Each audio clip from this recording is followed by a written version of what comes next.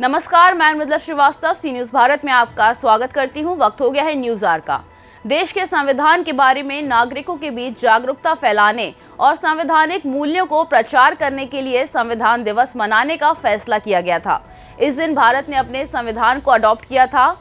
इसलिए सामाजिक न्याय मंत्रालय ने 19 नवंबर 2015 को ये फैसला लिया था कि 26 नवंबर को भारत सरकार संविधान दिवस के रूप में मनाए जाने की परंपरा शुरू करेगी।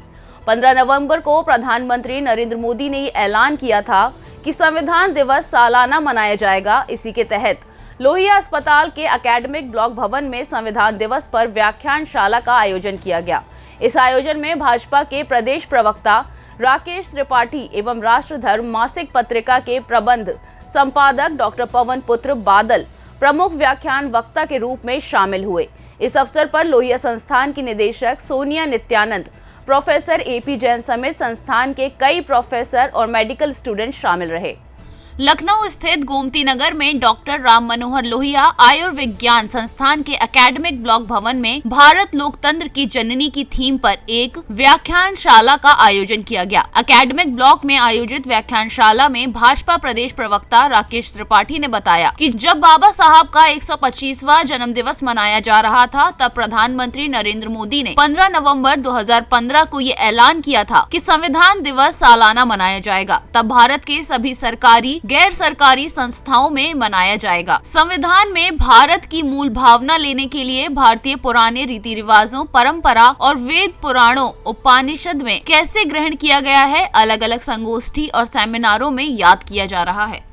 देखिए, 26 नवंबर 1949 को जब भारत का संविधान भारत के लोगों को अर्पित किया गया, भारत के लोगों को सौंपा गया, तो इस 26 नवंबर को भारत के संविधान दिवस के रूप में हमने 2015 से मनाना प्रारंभ किया है।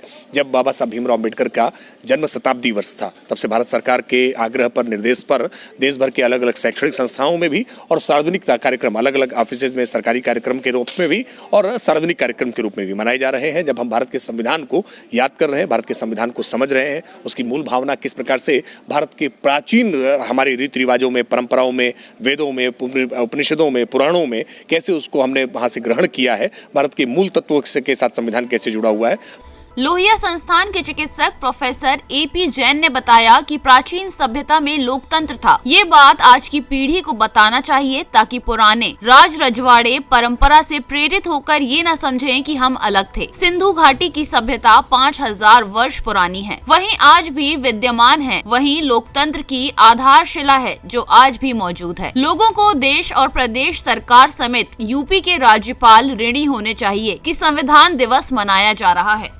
देश को इतिहास दोहराए नहीं, ये आवश्यक है और इस भारत सरकार का, उत्तर प्रदेश सरकार का, माननीय राज्यपाल महोदया का ऋणी होना चाहिए कि प्राचीन सभ्यता में लोकतंत्र था। यह बात आज की पीढ़ी को बताने की आवश्यकता है ताकि वो पुराने राजे रजवाड़ी परंपरा से प्रेरित होकर ये ना समझे कि हम अलग थे। हम अलग थे ही नहीं। सिंधु घाटी सभ्यता थी 5000 ईसा पूर्व और आज भी विद्यमान है।